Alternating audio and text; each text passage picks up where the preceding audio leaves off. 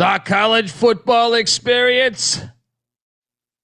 Miami Hurricanes Ole Miss reaction show episode on the Sports Gambling Podcast Network is brought to you by Underdog Fantasy.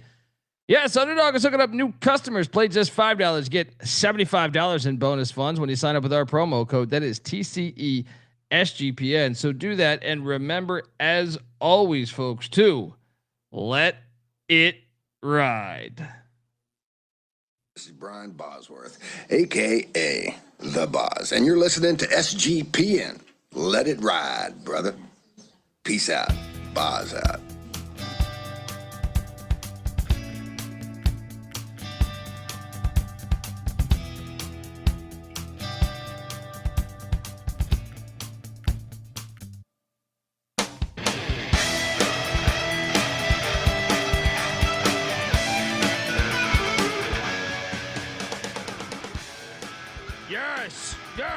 Yes. Woo! Welcome to the college football experience instant reaction show for the Miami Hurricanes Ole Miss Final Four matchup in that shitty ass stadium, State Farm Stadium, where players are tripping left and right. But YouTube.com/the college experience. Get on over there, hit that like and subscribe button. Because that was quite the football game, despite the shitty venue. If you're wondering who the hell you're listening to, that's fair. My name is Colby Swing at Database Dan, aka Pick Dundee. That's not a pick. This is a pick. He was raised in the land down under, where a man thinks on his feet, speaks with his fists, and lives by his wits. When Dundee happened, he was a superstar. I smoke and I drink and I don't have stress and I'm healthy. Well, I mean, I'm healthy when it comes to the sport, but I mean, having Ole Miss plus 3.5. Now, the only good thing is, might have caught me on the sports grid earlier where we jumped in at plus 7.5 live early in the first quarter, but I still didn't bet as much as, you know, I had a pretty big bet on 3.5. So, I mean, I feel like it should have hit. I am joined by my co-host. He is the host of the College Basketball Experience, which will be going live later tonight in about an hour and a half. Give it up for former staffer at Austin Peay with the Governor, South Carolina with the Gamecocks, and West Virginia with the Mountaineers, Ryan McIntyre, a.k.a. Mudette Line. Mac, what's up, man? What's up, man? Yeah, definitely tough getting hooked there. We hit our over, but hell of a game, man. Congrats to Miami on to the national championship where they'll host a home game. Mac tonight. Come on, make it Mac tonight. Yeah, I saw Sports Center or someone say that they'll be the first to host a national championship at their home stadium. That is not true, by the way. I mean, look, first off, LSU's done 2 at the Superdome, but I get it. That's not their home stadium. I remember Miami doing it. Miami a shit ton of times in the 80s and 90s, what are we talking about here? I can remember the infamous 2-point conversion where Tom Osborne goes for 2 with Nebraska. They throw it gets deflected. Irving Fryer in the end zone. The Dean Steinkuhler Fumbleruski game. Yeah. But also I believe later in the 80s and then the 90s as well. Let's just get to it. The Canes win the Fiesta Bowl in that shitty venue against Ole Miss in quite the game. It was interesting because in many ways, I think you could say you felt like Miami dominated that game, and I also thought you could say Miami played kind of shitty for their like it was weird, like. They dominated for sure the first half, it felt like, despite only being up 17-13 at halftime. And then you're like, wait a second. Well, once Ole Miss made a little bit of a run, Ole Miss had made a field goal in the third, I think, and got it to the fourth, and scored then to take the lead. You're sitting there like, Miami's going to lose this fucking game when they've kind of just been having great success running the ball. It It was just a strange game. I mean, look, Miami, a team that tied for 6th place in the ACC. They got that dub though, buddy, and the U is back. Shout out to Mario Cristobal, because I honestly didn't think he would ever get them to a natty. Now, I understand, like, you could argue that should they have been in the playoffs? I think they should have, but I also think the ACC, who took a stray the entire fucking like the past 2 months, everyone's shitting on the ACC's tiebreaker rules. I still believe that helped Miami's chances get in to make it. Yes, because I still think any of those teams could have beat them. We saw them lose 2 games, within the conference, and actually, I think they were what 1-1 outside of their stadium against teams in their conference with a winning record. So, but either way, Carson Beck, great game. I did cash on the running total over as he rushed for. Actually, did I eat shit on this because he took another sack? No fucking way. He took a couple sacks late. Yeah, no, I know but early on we were cashing this. I think I ate shit on this. So I apologize. I don't think I cashed on that. That's fucking brutal, dude. Because he had the game-winning touchdown run. But anyway, your thoughts on the game, man? Because great season for Pete Golding and Ole Miss, and unfortunately that came to an end. Because I obviously I was rooting for Ole Miss despite all these SEC fans rooting for Ole Miss, which almost made me root for Miami. But your thoughts on the whole outcome and just the whole game in general? Yeah, I thought we kind of outlined how we thought the game would go. We all were on Ole Miss, but we made it clear that we recognized there was an advantage at the line of scrimmage with Miami. And Miami defensively, Miami offensively, their offensive line and defensive line are dominant. And they kicked their ass in the first quarter. Ole Miss didn't have a first down. And what was the time possession? 13 to 2 minutes. Yeah, and then I'd say they dominated the first half, dude. Yes, but then Lacey all of a sudden cracks one for 73 yards, and then we don't see him until the third quarter. And then Miami bounces back nicely in the second quarter with a couple long, methodical drives. And then I just thought that Miami was going to find a way to lose the game like they always have under Cristobal. We kind of laid it out that we thought Miami would just have the lead the entire time, and then Ole Miss would win at the end. Almost came true, but you give Carson Beck a lot of credit, man. That guy's taking a lot of fucking jabs, strays, whatever term you want to use. He nutted up when it was winning time. He made big throw after big throw, third down, big throw after third down, big throw. And then the play breaks down at the end and he runs it in for a touchdown with 18 seconds. So Miami kind of broke down a lot of barriers tonight. They lose that game a lot in the past under Cristobal. Well, there's a lot that we could say here. I mean, first off, we cover if that field goal doesn't hit the goddamn upright, but also, I mean, Miami was the better team in my opinion, but both teams dropped interceptions. Miami dropped more. They dropped like 5. Yeah. But Carson Beck got very lucky on one pass. I know for sure when he did the check down. I mean, look, Carson Beck was a great get in the portal. When you have John Ruiz, and I'll give Mario Cristobal a ton of credit here.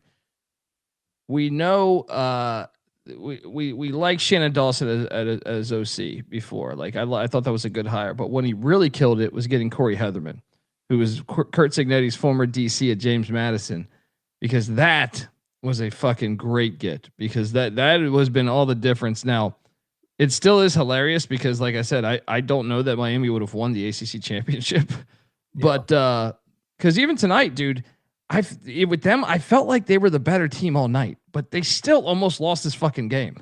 Yeah, you know what I mean? Like, deliver the knockout punch. They could not deliver the knockout punch. I did cash on Mark Fletcher. I took him over. His prop was like in the 90s, but dragged it up to like 110 at plus like 125. He ran for 133. A lot of that's the O line, but dude, how about on the ground? What they did today, man. Yeah. I know Beck's sack stats go against them, so the numbers are a little bit diluted. But in general, I mean, they ran the ball for 191 yards. So I actually think it's more. It's like 200. I mean, Yeah. Fletcher went for 22 for 133, 6 yards. The North Dakota State kid had a couple good runs too. Brown, Brown, 14 carries, 54 yards, a touchdown. I mean, they controlled the line of scrimmage. But like I said, man, Ole Miss, they didn't quit. It's Miami's really, really good in the trenches. They did a good job spending their money in the pool. Well, that's Cristobal. Well, Cristobal is very good at. That's what he played as O-line. Yep. And now to be fair, like I'm shocked that he got to a natty, but I mean, when you have a big playoff, I'm not that shocked, especially when you pair him with John Ruiz. Like they're gonna spend as much as anybody. It's good to see Miami back. But here's what's great too about the sport is like, well, first, how about this? This is 3 straight years without an SEC team making the national championship. So ever since the rules changed where you could pay players, they have not even made an appearance in the national championship game, right? Then what's great, I love watching the arms race, right? One of my favorite things in college football now that everything is legal is you saw SMU. SMU almost, I mean, shit, they beat Miami this year. SMU probably should have went to like if they don't have that blunder at Cal, they go to the ACC championship, and who knows, maybe you know what I mean. But I love watching. If you listen to us over the years, like the arms race of like what had happened historically with SMU. They got money. Then when Texas leaves, that's another thing. Is like when Texas leaves for the SEC, it's like I don't even know if that long term makes a lot of sense now that everyone can pay because Texas Tech now all of a sudden it just enters the So I love watching the A&M, Texas, SMU, TCU, Texas Tech, Baylor arms race. Right, I just feel like it's always going on. Right. Well, what this does right here by Miami making the national championship, I think regardless of whether they win this thing or not, Florida and Florida State, the pressure is on. The pressure is fucking on. And that is great. I think first off, it's very healthy for the ACC because, right there, if Florida State can get back to where they should be, I'm not talking about the Norvell undefeated season. I'm talking about like Jimbo Fisher, Bobby Bowden era. Then this is going to put a ton of pressure for them to figure it out, and pressure is a good thing to me. And also the Gators. I think if you're an SEC fan, so you're looking for the silver lining on this. Well, it depends if you hate Florida or not, but if you're a Gator fan, I do think this puts a ton of pressure on you to deliver moving forward. So, and I bet you boosters will come out the woodworks because they're disgusted that Miami's in the national championship. So. One of the best things I think about the sport is watching that shit go down. Each state, whether it's Montana State, whether it's JMU and Liberty, we're battling with Virginia Tech. If you follow the sport the way we do, it's very fun to watch. But the ego yes, race. Yeah, and it's like your rich boosters, just jump in there. But yeah, I want to break down the stat sheet in a second here because I think that'll prove my point. But before I do that, I want to let the good folks know that the college football experience is brought to you by, us. Yes, we are part of the Sports Gambling Podcast Network. Get access to all of our free picks and podcasts in one convenient place, and that is the SGPN app. Download it for free in the App Store or Google Play Store. Just type in SGPN and let it ride. We're also brought to you by Kalshi. Yes, we just partnered up with Kalshi, a real money prediction market, legal in all 50 states. Yes, all 50 states. You can trade tons of markets in sports, including college football, college hoops, NFL, NBA, NHL, and much, much more. You can even trade props like first touchdown. I lost on my first touchdown prop tonight. But besides sports, I got a ton of other markets, including politics, entertainment, hell, even the weather.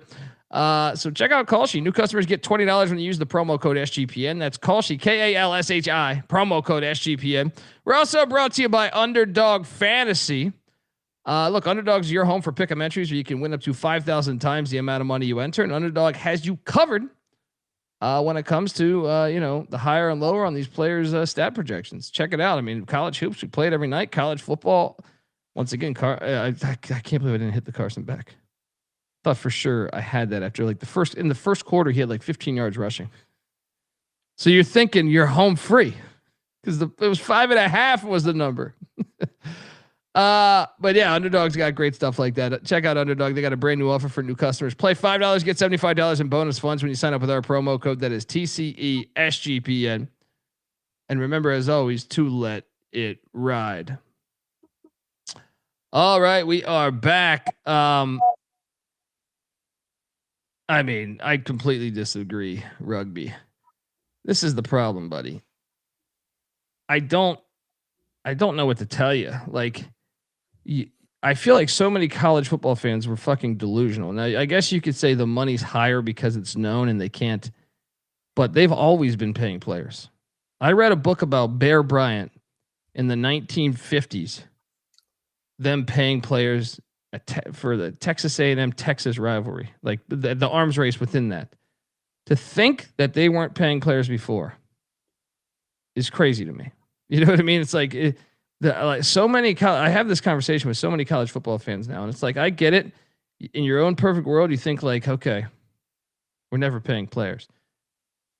Majority of the schools that ever were in the top 10 were paying players. I would almost say like 90%. It was all under the table, and you want to talk about it being fucked up. I've heard stories of certain schools cutting off like the electricity on someone's house, their mother's house, because they went on a date with a gal at another school. You know what I mean? They thought he might be transferring to the other school. You know what I mean? So I've heard some shitty fucking stories regarding that. So I believe the game's healthier now than it's ever been. So I mean, look, I'd like the portal to be a little worked out. I think you should only have a one-time deal there without sitting out. They need a couple rules. Yeah, they need some rules, but to me, the sport is healthier than it's ever been, in my opinion. And I think the Final Four is a perfect representation of this. But yeah, I mean, I think the stat sheet is pretty hilarious, dude, because it's amazing that Ole Miss, had a shot to throw the ball into the end zone that was not pass interference, for the record. But the stat sheet, you would assume they lost by 30 points. It was how we laid out the game script. We thought Miami was going to dominate the line of scrimmage in the box score, but we thought Ole Miss and Chambliss would find a way to win the game at the end. And it almost, it basically did happen, but Beck answered the call instead of folding like we thought he might fold. So, Miami we knew Miami going into the game had a clear advantage at the line of scrimmage. It's just they lack explosive plays for the most part, but they did hit a couple big ones tonight. Tony was awesome. He's such a beast. He's a freshman, dude. Yeah, dude. Some of the fucking plays, the best, setting drives. It was, unbelievable. He's not the best receiver in the country, but he's pretty fucking close. Yeah, he's got some Tyreek Hill. Yeah. Moves, dude. But look at this stat sheet here. Ole Miss was 2 of 10 on 3rd and 4th down. Yeah. How the hell did you almost win this game? What? One guy, Trinidad Chambliss, because he was awesome again tonight. Yeah, they only had 18 minutes of time of possession compared to 41. Yeah. How the hell did you have a chance to win this game? You had a lead with 2 minutes left. Yeah. Had a lead with 20 seconds. Had a lead with 20 seconds. Yeah. Unbelievable here. Yeah. There was a ridiculous targeting. Actually, let me ask you this. There were 2 ridiculous targeted. Well, they wiped one off. And that stupid fucking ref in the booth was like, this is 100% targeting. And then they say, where I got instantly right after that, no, that was not targeting. They have no idea. No one has any it's all bullshit. All right. It is all complete bullshit. The second one was disgusting. The fact they called that targeting is absolutely ridiculous. But I do want to highlight that because that was Keontae Scott, who has been very good for the Miami Hurricanes.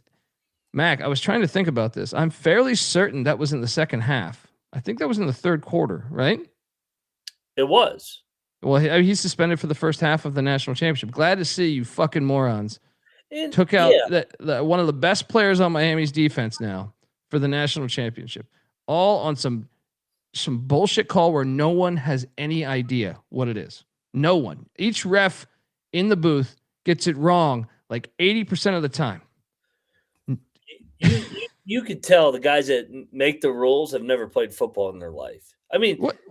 The offensive player catches the ball and he's falling to the ground. When the defensive player goes to tackle him, he's aimed at his knees. It's not his fault that the offensive player's head that is up here is falling at full Yeah. speed and they happen to hit heads. That's not targeting. Oh yeah, That's Xavier a Lucas. fucking tackle. Sorry, it was not Keontae, but still okay. That's good though Yeah. because Keontae's actually better, I think. But still, Dude, it's still a big hit. It's still a big hit. It's not targeting. It's not targeting if I go after if I try and hit you in the legs, but you happen at the last second to be falling down, and then at the last second you lower your head into me. How's that targeting on me? Yeah, That's not like these fucking guys are fucking idiots, man. It's the stupidest rule I've ever seen. You know when somebody's targeting, you'll be like, okay, that was fucked up. That like you're it's like we say with basketball, but it's worse because basketball they'll call these flagrant fouls. Like I remember watching basketball. You'd see a flagrant foul like once like a month. Yes, you know what I mean. Like now it's every game they're calling flagrants, which is just ridiculous. But there's no the difference is this though. They're not suspended the next game, right? Oh. Like this is such a bad rule. They kick you out of the game. It's so bad for something that was not malicious. It was first off, I don't even think it was targeting. I don't think based on the other calls they've had this whole season, I have seen way worse not called targeting. Well, so why is it targeting? Why is it targeting on the offense? My first thought is, yeah, I know. My first thought is what's it called? The Caleb Downs against Penn State, which was like the most blatant definition of what we thought targeting was when they flagged it on the field, but on replay they picked it up. I mean, no one has any fucking idea, but yeah, it's never on the offense when the runner lowers its head. It's just bad. It's a bad look too, because now you were taking out a good player.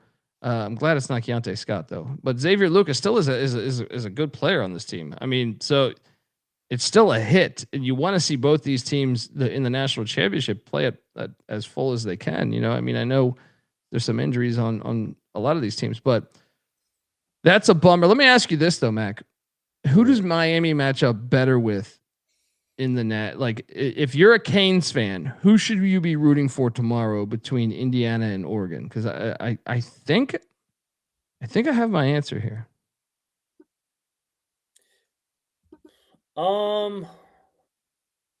Maybe they might be rooting for Indiana because I think they can neutralize Indiana at the line of scrimmage. But Oregon's really good at the line of scrimmage too. Like all three of the teams left now are pretty dominant on the offensive and defensive line. Oregon's probably a little more explosive than Indiana, but not by. I mean, I don't know. I think the two teams are pretty even.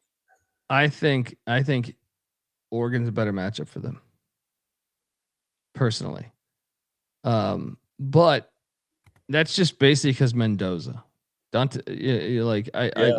just can't. But I think it's fairly close to your point. Like, yeah.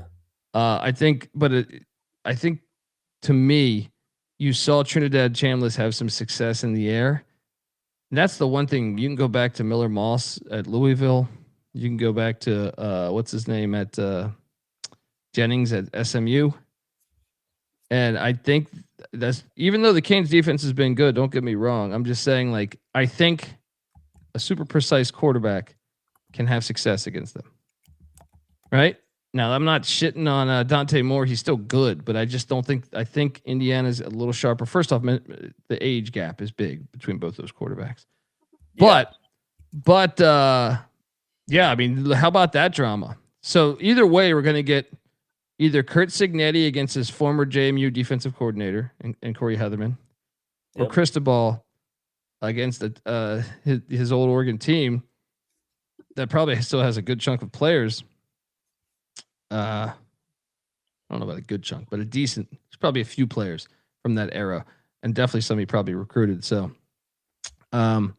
yeah. So you think Indiana is the better matchup for them? I can see the case though, because maybe Oregon's more explosive than Indiana. So maybe that would be the angle, right? Yeah. Yeah. Either way, I mean, what's the line's going to be? Probably 3 or 4. Either, like, I can't see the line being more than what it was tonight. That's right. And Mendoza's from Miami. Yeah. Yeah. There's a lot of great drama on these on this shit, man. Yeah. I mean, it just sucks though that the fact that that targeting call is going to cost someone. They're going to play the second half of the Natty. You've been playing. I mean, you're only allowed. You're lucky enough to be on a team that makes the national championship, let alone. Oh, I played football. Why are you penalized? Was it malicious? No. Right. I just played this sport of football, and you're penalized for it. Hang on one second. I want to let the good folks know that the college football experience is brought to you by Novig. Yes. Look, Novig is America's #1 sports prediction market. With Novig, you are getting the best prices. Download the Novig app and get $50 when you spend $5 if you use our promo code. That is SGPN. Get in on the action with Novig. Promo code SGPN. And we're also brought to you by Rhythm. Yes, Rhythm has been crushing it in college football this season, especially on props. Been really good at identifying when to fade players and take those unders. College basketball is up and running, and with 300 plus schools, Rhythm has predictions for every game, every night. It pairs perfectly with the College Basketball Experience podcast, which we host via live later tonight in about an hour and a half. Yeah, hop on over to Rhythm. Super easy to sign up, run predictions off the house model, or make your own and mess around with those sliders that they offer. Use the promo code SGPN25 when you download the Rhythm app for 25% off your first month. That's RITHMM. That's Rhythm. Download it. Use the promo code SGPN25. All right. So, yes, we have Miami Ole Miss coming to an end. Mac, I'm curious your take on this now. Like I said, 3 straight years now with no SEC team, which I think, Greg Sankey went on, was it ESPN or whatever the fuck it was, saying they should have got 7 teams in. I hope moving forward, this is adjusted because I know you didn't get 7 in, but I don't even think they should have got the teams they got in this year because I don't think the conference, like maybe you could say the depth is good, but I think, I personally think the Power 5, I don't think there's a big gap between to me, Miami finished tied for what? I know they technically were 3rd, but they had the same record as the team in 6th place. Right? So anyway, what do you think it is? And do you think next year they'll break through at some point? What year will it be? They definitely will break through again. They have too many good teams, just like the Big Ten. So, but it is funny. It is ironic that everybody started to be able to pay players, and the SEC doesn't have the depth that they had previously because they were the premier ones paying the players. But I think they'll probably win a natty in the next year or so. But their only wins this playoff was Tulane, right? Yeah, against themselves in Tulane. Yeah. They didn't do shit in the playoff, and they didn't do shit in the bowl games either. And I don't even know that Oklahoma or Alabama, like in hindsight, when you saw the bowl games, when you see, I don't know that they're I don't know that they're in the top 12. I know people giving JMU and Tulane shit, but I'll push it right back and say Oklahoma and Bama. You think they were that deserving? Yeah. I mean, Oklahoma's best win is Bama, right? Yeah, and Alabama. I don't think, and what Michigan? I don't think Michigan's that good this year. Mm-hmm. So, yeah. Anyway, I was going to agree with Charles in the chat. The SEC coaching isn't as good as it used to. Oh, I actually think it took a major hit the past couple years. This cycle, big time too. Well, yeah. I mean, when Auburn got Freeze, I thought Brian Kelly was going to work at LSU. Well, I mean, I thought it was a weird fit, but I thought he would still take them to the playoffs at some point. That didn't happen. No, I do think Elko was a bump up at A&M, but I still think Sark, I think, is a very, very, very overrated coach. And then to me, going from Sam Pittman to Ryan Silverfield, I think that's a downgrade. And we'll see what's holding. I mean, I know that they caught lightning in a bottle here. Getting Chambliss back next year is a start. Yeah. I mean, assuming they're going to win that court case. I know it's pending a court case, but yeah. So let me ask you this, man. Miami now moving forward, because Carson Beck is out of eligibility after this year because he's 50. That's another thing. Is these old ass quarterbacks? You look at like the top 15 teams, a lot of them have, very old quarterbacks. Like I think that's one of the keys to winning a natty is get a fucking old quarterback, get an old team, but more importantly, even an old quarterback. Do you think does this solidify the U as being back, despite we don't even know the outcome of the national championship? Do you think like you get to an Natty back. Yeah. Notre Dame's back, the U's back. If Texas would ever nut up and win a semifinal game, we could say Texas is back. I mean, Texas is probably back too. I think it's only going to help. You're going to get more money besides Ruiz coming in, you know? I mean, you saw the former guys on the sideline, Michael Irvin and his cocaine group. Yeah. Yeah. I think more fan base or more money will come in with that program. Now, how long will it take Florida State? Norvell, this I think solidifies that like Norvell better have a money season next year.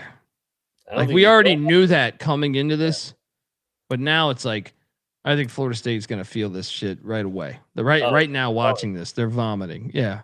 Yeah, the heat's on. I mean, Summerall at Florida, he'll get a honeymoon year. I loved his hires though, man. He did some good coordinator hires. Summerall did. So he'll get year 2 though. Year 2, he better have that thing humming.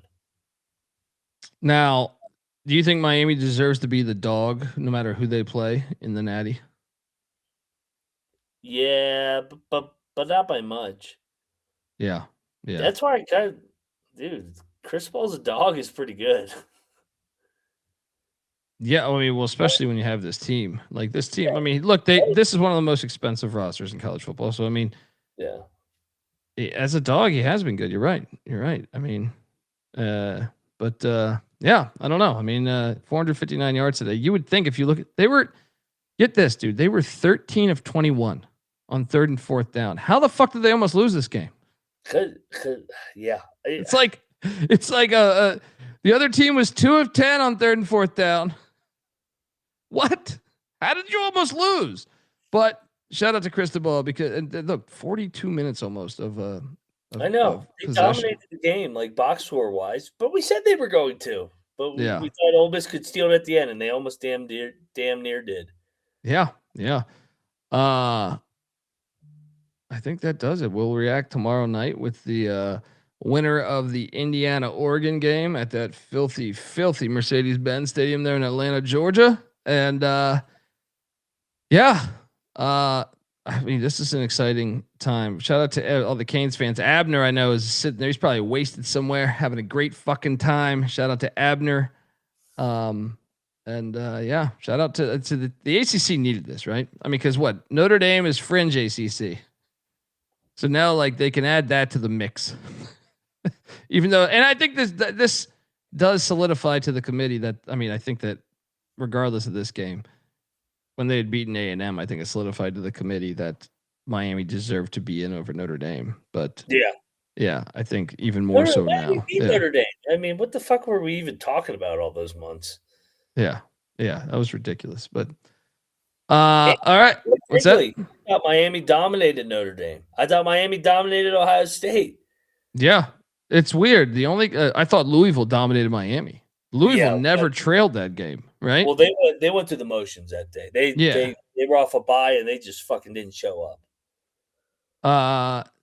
It's interesting though because I did not feel that way about SMU. If anything, I feel like SMU Miami was kind of back and forth. SMU maybe even kind of stole it, but yeah, it's been quite the fascinating season for the Canes. Carson Beck, he gets the last laugh on these dogs, huh? Oh, he's laughing like crazy. He beat Ole Miss. They didn't. He's going for a natty. They're on their fat couch watching him go for a natty. They ran him out of town, man. Yeah. Shout out to Rugby Mike. Listen to you guys a lot. Bravo to your content. Likewise, brother, man. Thanks for checking us out, man. Let me get $1. Where the fuck is Patty C? Patty C, if I had to guess right now, is shithoused in some bar in Santa Monica after watching, and he's probably really happy. As Patty C's been wanting Miami to be back. Like when the ACC first got Miami and Virginia Tech and, Pitt and some of the other schools, Louisville, I thought it was going to be fire too. Cause I was like, damn, they have Florida State, Miami, Clemson, Virginia Tech at the time was making the national championship or making big time bowl games. Pitt historically has had a good, close your ears, Mac. Pitt, historically, players. Yeah, they had a lot of good players. So a dangerous team. Louisville, you thought like the future could be very bright there. So you thought like, man, this conference might end up being pretty fucking good. Georgia Tech, obviously, Paul Johnson had them in 2 Orange Bowls, and then in the 90s they won a Natty. So you thought, okay, this conference could be pretty good if North Carolina ever gets their shit together, or NC State. And it just hasn't happened. In fact, that's the best part about that, by the way, is Miami might win a national championship before an ACC championship. That's gold. That's fucking gold. Hey, we should tip our cap on the way out to this Ole Miss team. Yeah, honestly, with Lane Kiffin and Golding. What a job keeping those guys together. And shout out Trinidad Chambliss, man. Coaches, you better check that D2 tape, man. There's some good players out there. Check out the FCS tape. There's some shit. Like a good amount. Last year at this time in the playoffs, we had Arizona State had already lost, but Camp Scadaboo had stole the hearts of many. Yeah. All right, and that was a Sac State transfer. Shout out to Chop Kicks and Frank in the chat that are talking Muddy Waters. Well, he's doing pretty good. Did vomit again today, but alive. Yeah, he's. I feel like he's much better now than he was this morning. So appreciate you asking. Shout out to the great Muddy Waters. So folks, it's 12:40 right now. If you listen to our college basketball show, that'll be coming up. But I have to go on VSiN before that. So plan on about a 1:45 a.m. Eastern show, or maybe even 1:50, something like that. And we'll be back tomorrow, obviously breaking down the Indiana game, the Indiana-Oregon game. Can't wait for that one. And let's go. Let's go. All right. Moneyline Max on Twitter at Moneyline_Mac. I'm on Twitter at TheColeBD. The College Football Experience is on Twitter at TCE on SGPN. Till next time, folks, this is the College Football Experience. Congratulations, Miami Hurricanes. You better start thinking about yours. And we out of here. Run and shoot.